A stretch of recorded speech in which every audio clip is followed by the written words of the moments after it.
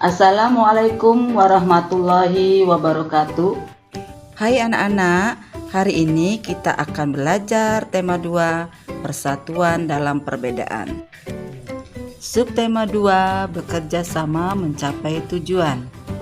Tapi sebelum mulai belajar, persiapkan alat tulis kalian dan buku paket tematik ya. Kemudian catat hal-hal penting yang ibu sampaikan. Baiklah, kita mulai pembelajarannya. Pertama, kita akan bahas muatan IPS. Setelah proklamasi kemerdekaan Indonesia 17 Agustus 1945, seharusnya bangsa Indonesia telah merdeka, terbebas dari segala bentuk penindasan serta penjajahan. Namun, kenyataannya tidak demikian. Bangsa Indonesia masih perlu berjuang mempertahankan kemerdekaan Indonesia dari gangguan pemerintahan Belanda. Sehingga sejak tahun 1945 sampai 1950 terjadi pertempuran di berbagai daerah, antara lain pertama, pertempuran Ambarawa 20 Oktober sampai 15 Desember 1945 yang dipimpin oleh Kolonel Sudirman. Yang kedua, pertempuran Medan Area 9 Oktober 1945 dipimpin oleh T.E.D. Kelly. 3. Pertempuran Bandung Lautan Api 23 Maret 1946 dipimpin Muhammad Toha dan Ramdan. Tetapi untuk mempertahankan kemerdekaan Indonesia tidak hanya melalui pertempuran, namun juga dilakukan melalui perjanjian dan perundingan antara Indonesia dan Belanda. Yang pertama, Perjanjian Linggarjati 15 November 1946 sampai 25 Maret 1947 berisi salah satunya Belanda mengakui secara de facto wilayah Republik Indonesia yaitu Jawa, Sumatera, dan Madura. Yang kedua, Perjanjian Renville 8 Desember 1947 sampai 17 Januari 1948 di atas geladak kapal perang Amerika Serikat. Berisi salah satunya Belanda hanya mengakui Jawa Tengah, Yogyakarta, dan Sumatera sebagai bagian wilayah Republik Indonesia. Yang ketiga, Perjanjian Romroyen 14 April 1949 sampai 7 Mei 1949 berisi salah satunya memerintahkan pengikut RI yang bersenjata untuk menghentikan perang gerilya. Yang keempat, Konferensi Meja Bundar 23 Agustus 1949 sampai 2 November 1949 berisi salah satunya Kerajaan Nederland menyerahkan kedaulatan atas Indonesia yang sepenuhnya kepada Republik Indonesia Serikat dengan tidak bersyarat lagi dan tidak dapat dicabut, dan karena itu mengakui Republik Indonesia Serikat sebagai negara yang merdeka dan berdaulat. Selanjutnya kita ke muatan bahasa Indonesia. Nah anak-anak, bacalah teks pada halaman 45 di buku tematik kalian.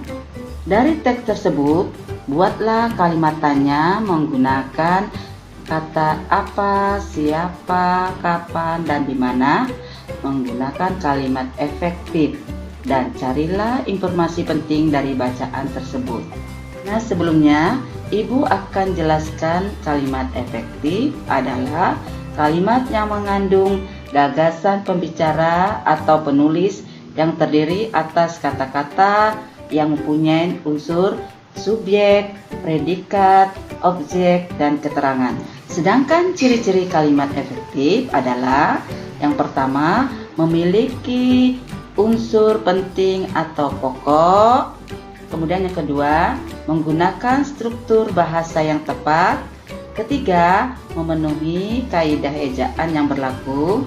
Keempat, menggunakan pilihan kata atau diksi yang tepat dan sesuai kebutuhan.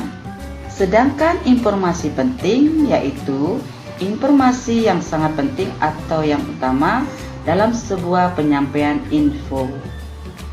Nah anak-anak, setelah kita belajar tentang sejarah perjuangan mempertahankan kemerdekaan, sudah seharusnya kita menghargai jasa-jasa pahlawan bangsa.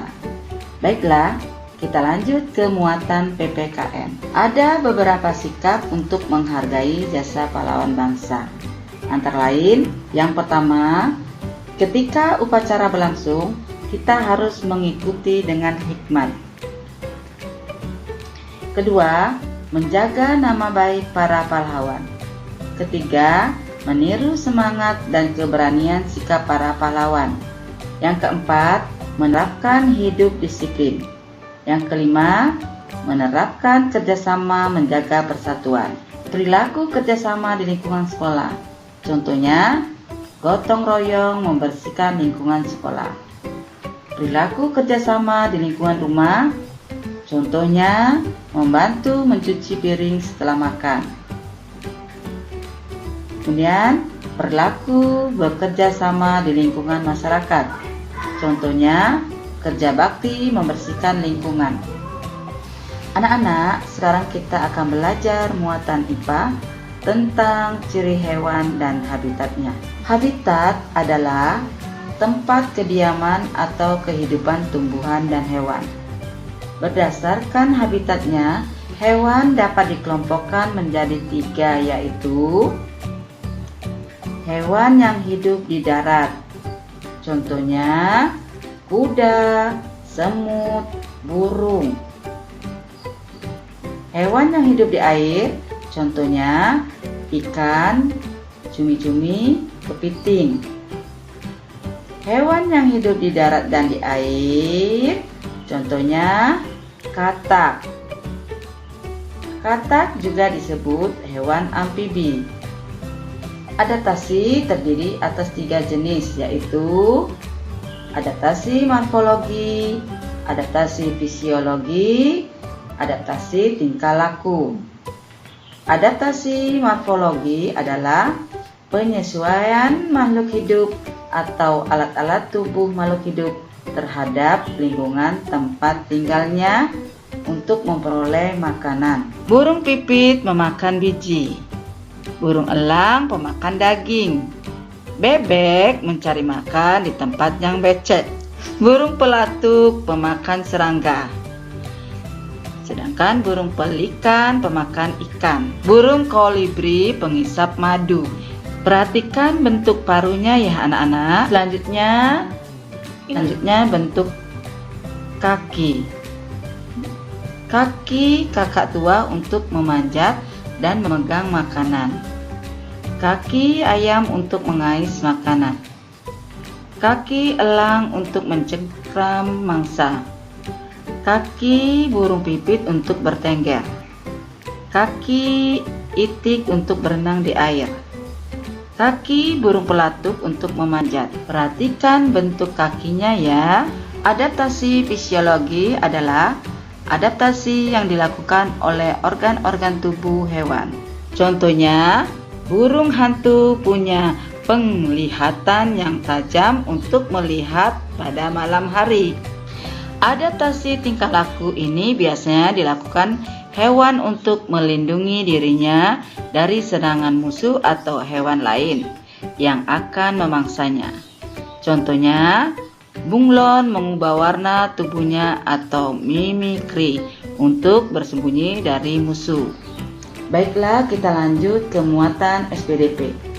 Anak-anak, minggu yang lalu kita sudah mempelajari unsur-unsur tarian dan pola lantai. Sangat berpengaruh karena penari satu dengan penari yang lain saling berkaitan.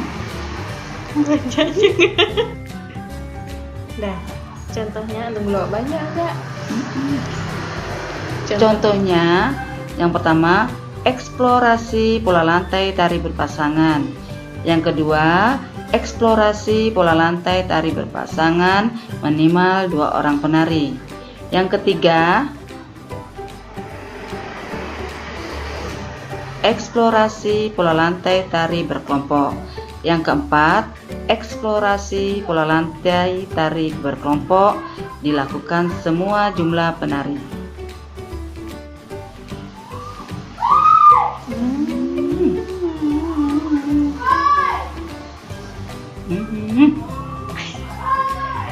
Banyak enggak? Aduh, ada motor lagi nih. Ya Allah. Beberapa eksplorasi tari berkelompok. Yang pertama, pola lantai berbentuk horizontal. Yang kedua, pola lantai berbentuk vertikal. Yang ketiga, pola lantai berbentuk diagonal. Yang keempat, pola lantai berbentuk lengkung. Perhatikan gambarnya ya. Sekian video dari Ibu hari ini. Ibu harap kalian bisa memahami materi dengan baik ya. Ingat ya anak-anak, selalu menggunakan masker. Jangan lupa selalu mencuci tangan, jaga jarak, tetap semangat belajar ya. Ibu akhiri, wassalamualaikum warahmatullahi wabarakatuh.